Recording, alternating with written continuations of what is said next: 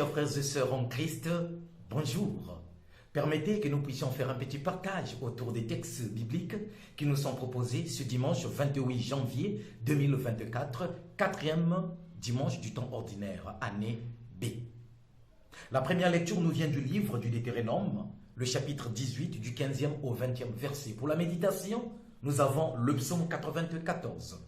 La deuxième lecture, la première lettre de Saint Paul aux Corinthiens, le chapitre 7, du 32e au 35e verset. Pour l'évangile, Marc chapitre 1, du 21e verset au 28e.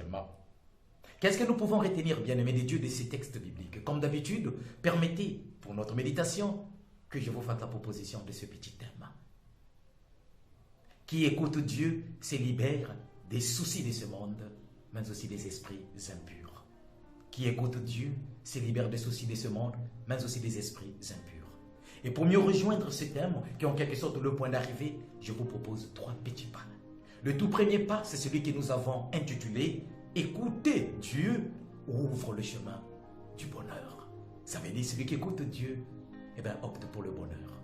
Le deuxième pas, un seul souci, Jésus-Christ.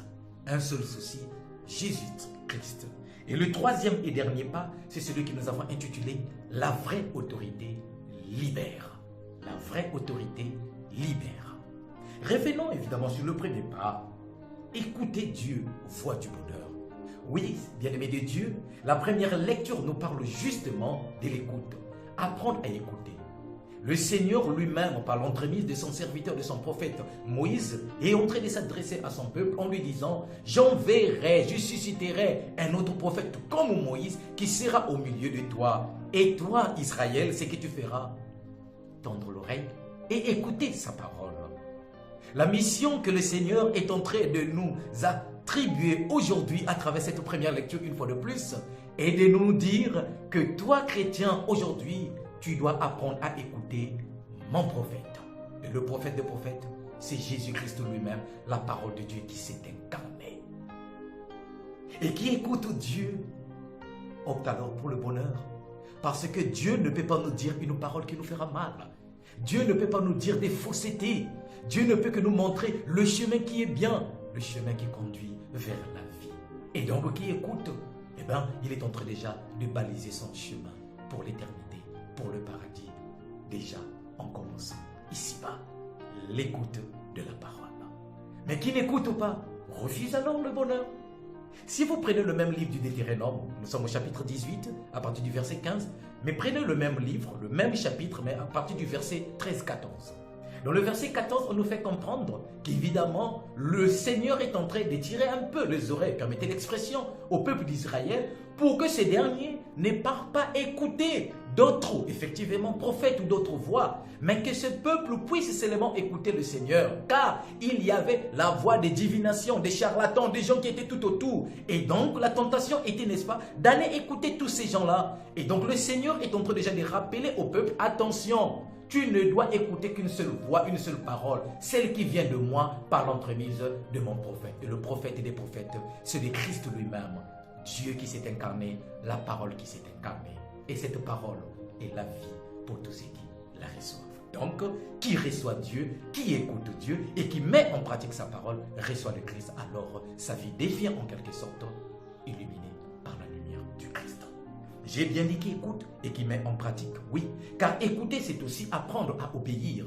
Qui écoute, obéit. Et obéir, ça veut dire faire la volonté.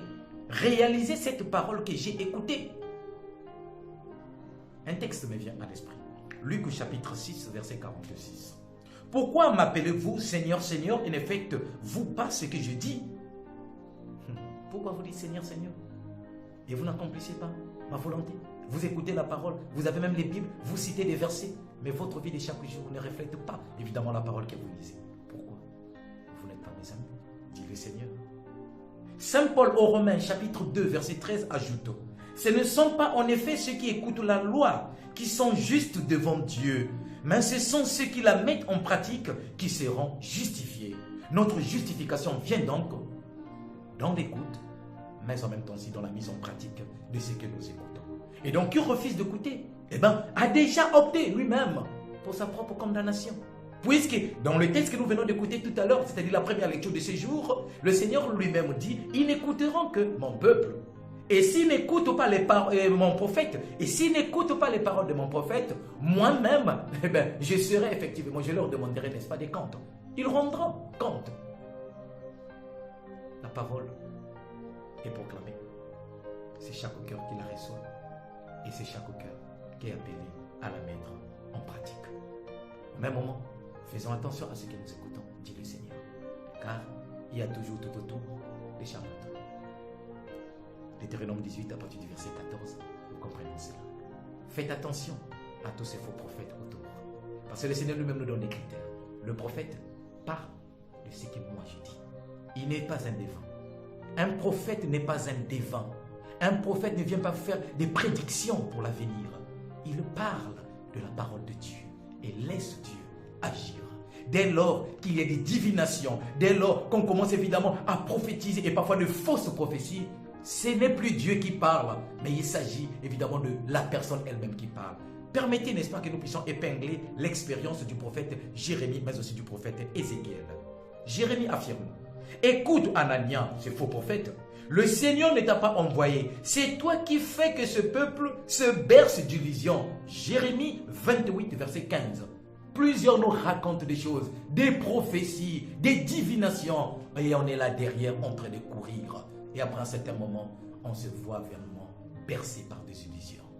Et parfois c'est déjà trop tard.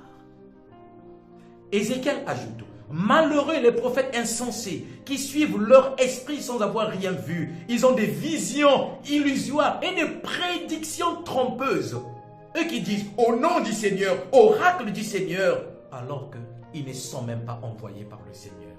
Ézéchiel 13, 3 à 6. Bien-aimés de Dieu, écoute la parole de Dieu, mais cette parole qui doit venir des envoyés de Dieu, des véritables. Et le véritable envoyé de Dieu, c'est Jésus-Christ. Autrement dit, qui écoute Jésus chaque jour et met sa parole en pratique, reçoit sa bénédiction et donc est sur le bon chemin. Et s'il est sur le bon chemin, alors Jésus lui-même, Dieu lui-même, prend tous ses soucis. Vous avez compris qu'il s'agit du deuxième pas de notre méditation. Un seul souci, Jésus. L'extrait, n'est-ce pas, de la deuxième lettre de Saint Paul aux Corinthiens, que nous venons de la première lettre de Saint Paul aux Corinthiens, que nous venons de lire, n'est-ce pas, dans notre deuxième lecture aujourd'hui, montre à juste titre que notre vie doit être tournée vers le Seigneur. Autrement dit, la recherche première que nous devrions avoir, c'est Jésus. Rappelez-vous la deuxième lecture. Il s'agit du même Saint Paul, le dimanche passé, qui disait déjà qu'il faut vivre comme si on n'était ni marié, ni célibataire. Autrement dit, le temps est limité.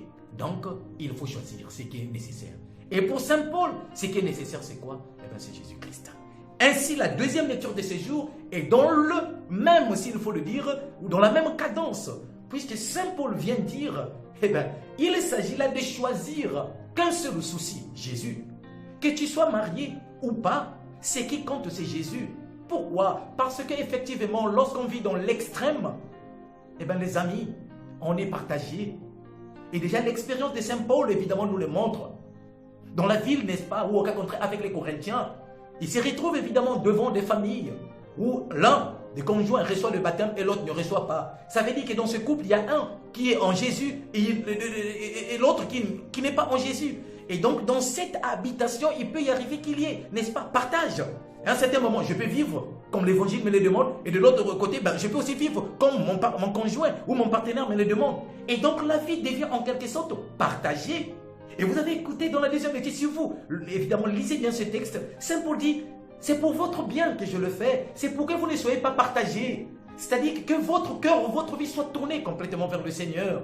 Et donc, le souci premier, ce n'est pas évidemment de vous dire, il faut que je fasse ceci, ou que tu fasses. Non, que tu sois marié, c'est bien. Que tu ne sois pas marié, c'est ton option. Mais ce qui est important, aujourd'hui, tu dois savoir que l'unique souci qui doit habiter ton cœur, l'unique souci qui doit habiter ta vie, c'est la recherche de Jésus-Christ. On peut dès lors comprendre, évidemment, le Seigneur lui-même qui nous dira, cherchez d'abord le royaume des cieux et sa justice. Matthieu chapitre 6, verset 33. Et Isaïe lui-même ajoutera, cherchez le Seigneur, tant qu'il se laisse trouver. Un seul souci, Jésus. Les soucis, il y en a. Manger, s'habiller, payer la scolarité, se soigner, ce sont des soucis. Mais il y en a aussi d'autres qui ont d'autres soucis. Diriger, toujours commander, toujours être chef, ma famille d'abord, moi d'abord, mes amis d'abord. Voilà d'autres soucis. Mais le souci de toi et moi, c'est le souci de Jésus. Car qui a Jésus a tout. Enfin, la dernière marche, ou le dernier pas, c'est celui que nous avions intitulé la vraie autorité libère. Bien-aimé de Dieu, la parole de Dieu est perforatrice. C'est-à-dire, elle agit, transforme le contexte, la personne qui la reçoit. Et dans l'évangile d'aujourd'hui, nous découvrons cela. La foule s'étonne des paroles qui sortent de la bouche de Jésus. Parole avec autorité, un enseignement avec autorité. Mais il faut comprendre, de quelle autorité s'agit-il? D'une domination? Oh, bien-aimé de Dieu, nous avons ici dans l'extrait de ces jours la belle définition de l'autorité. L'autorité de Jésus se mesure à travers cette capacité de libérer l'homme enchaîné de celui qui est malade, afin qu'il retrouve toute sa dignité. Ça veut dire que l'autorité libère. La vraie autorité sauve, protège.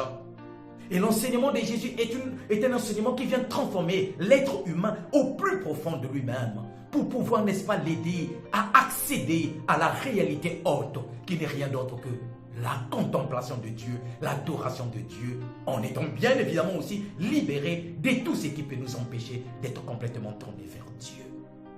Et donc la vraie définition de l'autorité est donnée aujourd'hui. Et d'ailleurs, le mot autorité, lorsqu'évidemment nous le prenons dans sa racine, ça nous renvoie à faire croître, faire grandir. Ça veut dire que celui qui a autorité, c'est celui-là qui doit aider les autres à émerger, à grandir. Mais hélas, la société nous montre plutôt le contraire. Autorité veut dire écraser. Autorité veut dire dominer. Autorité veut dire malmener. Puis c'est l'évangile. La deuxième lecture, la première lecture, même la méditation, bref, les textes de ces jours nous apprennent une seule chose. Apprendre à écouter Dieu et à laisser sa parole nous transformer. À ne choisir que Jésus-Christ. Comprendre que Jésus-Christ est notre vrai souci. Car en cherchant Dieu, tout le reste, nous l'aurons. Parce que Dieu n'abandonne pas ses enfants. À chaque jour suffit sa peine. Que Dieu vous bénisse.